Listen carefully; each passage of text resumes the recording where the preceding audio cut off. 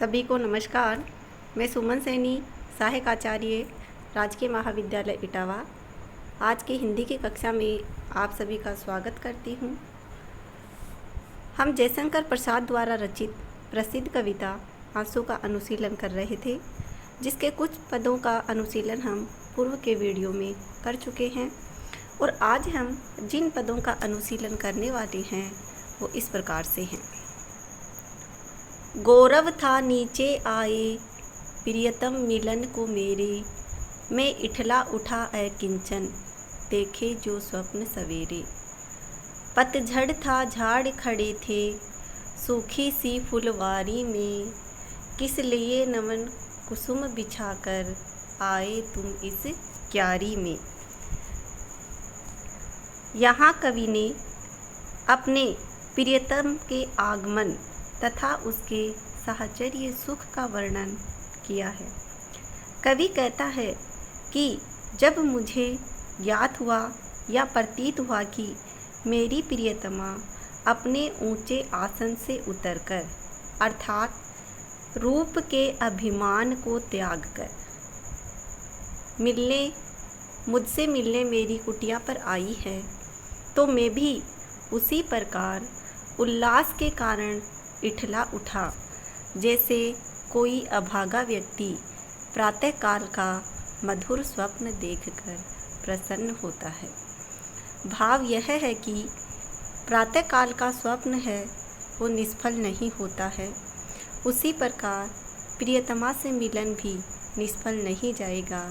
इसी आशय से कवि कहता है कि पतझड़ था झाड़ खड़े थे सूखी सी फुलवारी में, किस लिए नव कुसुम बिछाकर आए तुम इस क्यारी में। कि कवि कह रहा है कि उसकी प्रियतमा के आने से पूर्व मेरा जीवन अर्थात कवि का जीवन पतझड़ की तरह नीरस था। मेरे जीवन रूपी उपवन में शून्यता एवं नीरसता थी तथा इसमें यथार्थ जगत के संघर्षों और अभावों के झाड़ खड़े थे।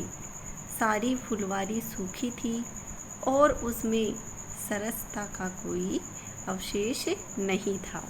मगर जब प्रियतमा का आगमन हुआ तो मेरी प्रियतमा ने आकर इन सूखे झाड़ों के स्थान पर सुकुमार पल्लवों वाले हरे भरे निकुंज एवं नवीन पुष्पों की महक से युक्त क्यारियों का उल्लास फैला दिया। कहने का भाव यह है कि मेरे नीरस जीवन एवं हृदय में सरसता एवं आनंद का संचार कर दिया। कवि कहता है कि प्रियतमा के आने से पहले मेरे जीवन में जो दुख थे, संकट थे, बाधाएं थी, अब वो नहीं रही। मेरा जो नीरस जीवन था अब उसमें सरसता एवं आनंद का संचार हो गया है। और वो क्यों हो गया है? क्योंकि कवि के जीवन में उसकी प्रियतमा का आगमन हो चुका है। यहाँ कवि ने स्वयं को अकिंचन बताकर प्रियतमा के आगमन मिलन को फलदायी बताया है।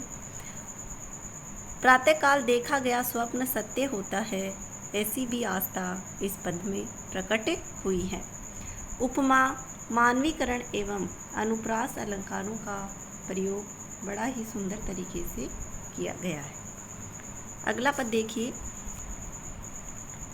कितनी निर्जन रजनी में तारों के दीप जलाए, स्वर गंगा की धारा में उज्ज्वल उपहार चढ़ाए। शशिमुख पर घूंघट डाले अंचल में दीप छिपाए, जीवन की गोधूली में कौतूहल से तुम आई। यहाँ रजनी का अर्थ रात और स्वर गंगा यानी आकाश गंगा, गोधूली का अर्थ होता है संध्या का समय। इस पद में कवि ने अपने प्रियतम के आगमन के लिए प्रेमी द्वारा की गई प्रतीक्षा और उल्लास का वर्णन किया है। कवि कहता है कितनी निर्जन रजनी में तारों के दीप जलाए, स्वर गंगा की धारा में उज्जवल उपहार चढ़ाए। कवि कहता है कि न जाने कितनी निस्तब्ध और नीरव रात्रियों में मैंने तुम्हारे आगमन मार्ग को आलोकित करने के लिए असंख्य तारे रूपी दीपक जलाए और उन्हें आकाश गंगा की धारा में उज्ज्वल या चमचमाते हुए भेंट के समान चढ़ाए। कहने का भाव यह है कि वे दीपक मेरे मन की उज्ज्वलतम साधना के ही उपहार थे। कवि पुनः कहता है कि शशि मुख पर घूंघट डाले, अंचल में दीप छिपाए, जीवन की गोधूली में कुतूहल से तुम आए। कवि कह रहा है कि जिस प्रकार कोई चंद्रमुखी नारी, चंद्रमुखी यानी चंद्रमा के समान मुख वाली चंद्रमुखी नारी अपने अंचल की ओट में दीपक छिपाकर संध्याकाल को आलोक बिखेरती है, उसी प्रकार जब मेरे जीवन में निराशा रूपी काला अंधकार फैला हुआ था, तब तुमने आशा का उज्जवल दीप जलाकर मेरे जीवन के अंतिम काल को तथा निराश मन को प्रकाशित कर दिया था। इस तरह तुम्हारा आकस्मिक और अप्रत्याशित आगमन मेरे लिए आश्चर्यकारी बन गया था। यानी जिस प्रकार से तुम मेरे जीवन में आए वह मेरे लिए एक अप्रत्याशित घटना थी। कवि का आशय यही है कि प्रियतम के आगमन से उस समय निराशा से ग्रस्त उसका जो जीवन था उसमें आश्चर्य मिश्रित आनंद का संचार होने लगा था। प्राय प्रियतमाएं अपने प्रियतम के कुशलतापूर्वक लौट आने की मधुर कामना से नदी या सरोवर के तट पर दीपक जलाकर लहरों में विसर्जित कर देती हैं। दीपक का उस समय बुझ जाना अनिष्टकारी माना जाता है। यहाँ भी प्रेमी ने आकाश गंगा की धारा में सहसा न बुझने वाले तारे रूपी उज्जवल दीपक अर्पित किए, जो कि उसके लिए उपहार स्वरूपी हैं। उपमा और रूपक अलंकारों के द्वारा पद को सजाया गया है। अगला पद कुछ इस प्रकार से है। मैं अपलक इन नैनों से निरखा करता उस छवि को, प्रतिभा डाली भर लाता कर देता दान सुकवि को।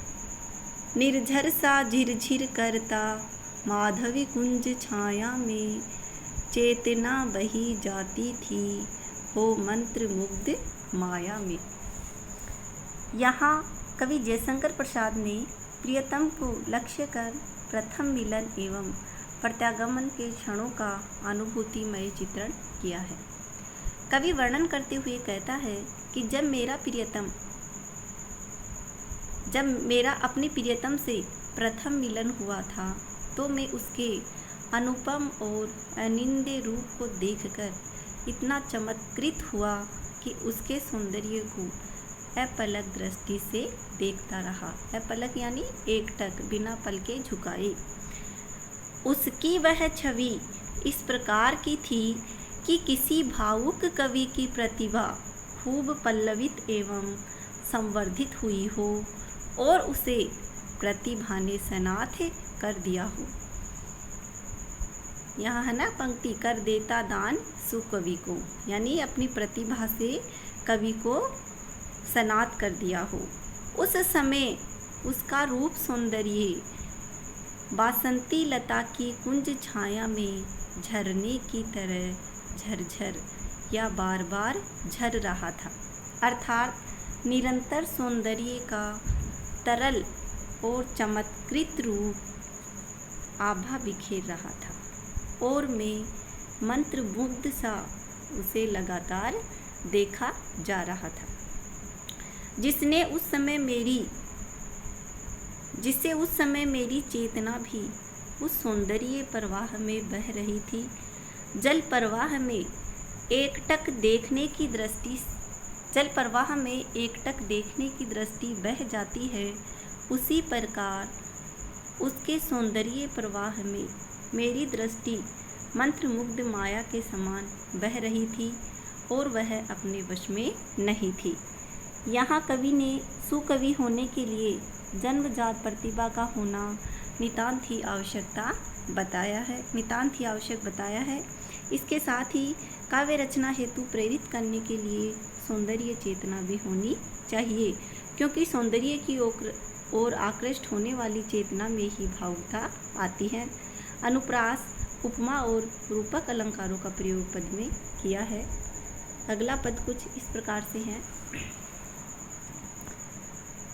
घन में सुंदर बिजली सी, बिजली में चपल चमक सी, आँखों में काली पुतली, पुतली में शाम झलक सी, प्रतिमा में सजीवता सी, बस गई सुछवि आँखों में, थी एक लकीर हृदय में, जो अलग रही लाखों में। इस अवतरण में कवि ने अपने प्रियतम के रूप सौंदर्य तथा उसके प्रभाव का वर्णन किया है। इसी प्रसंग में कवि कहता है कि जिस प्रकार काली घनमाला में बिजली चमकती है, अर्थात बादलों के बीच में जिस प्रकार बिजली की चंचलता की चमक रहती है, उसी प्रकार मेरे वेदनामय जीवन में प्रियतम की दृष्टि की प्यार भरी चमक छाई रही, जिससे मेरी दृष्टि भी उसी तरह चकाचौंध से व्याप्त हो गई। जैसे आँखों में काली पुतली और पुतली में श्यामल आभा झलकती है या सुशोभित होती है, उसी प्रकार मेरे प्रियतम का रूप भी अति छविमान है और मेरी दृष्टि को आकृष्ट कर रहा है। कवि आगे की पंक्तियों में कहता है कि प्रतिमा में सजीवता सी, बस गई सुछवि आँखों में, थी एक लकीर हृदय में, जो अलग रही लाखों में। कि मेरे प्रियतम का वह अनोखा रूप आँखों में आकर उसी प्रकार से बस गया है, जैसे किसी सुंदर मूर्ति में प्राण प्रतिष्ठा हो गई हो। मूर्तियाँ देखने में तो सुंदर होती ही हैं, किंतु चेतना के अभाव में उनका सौंदर्य मूक रहता है। सौंदर्य के लिए गत्यात्मक रूप होना परम आवश्यक है। जीवन में यद्यपि अनेक व्यक्ति आए और आकर चले गए, मगर वह तो कोई ऐसा अनुपम रूप था जो पत्थर पर खिंची लकीरों के समान शाश्वत रूप में मेरे नेत्रों में आ बसा था। इस तरह प्रियतम का वह सौंदर्य अलग ही प्रकार का था। प्रियतम के सौंदर्य का तथा उसके प्रति प्रेमी के आकर्षण का भावपूर्ण चित्रण किया गया है। अनुप्रास, मालोपमा और अतिशयोक्ति अलंकारों का प्रयोग इस पद में बड़े ही प्रभावकारी ढंग से किया गया है। आज हमने आंसू कविता के इन पदों का अनुशीलन किया। इसके और जो पद हैं उनका अनुशीलन हम हमारे अगले वीडियो में करेंगे। और आज के इस वीडियो में इतना ही। सभी को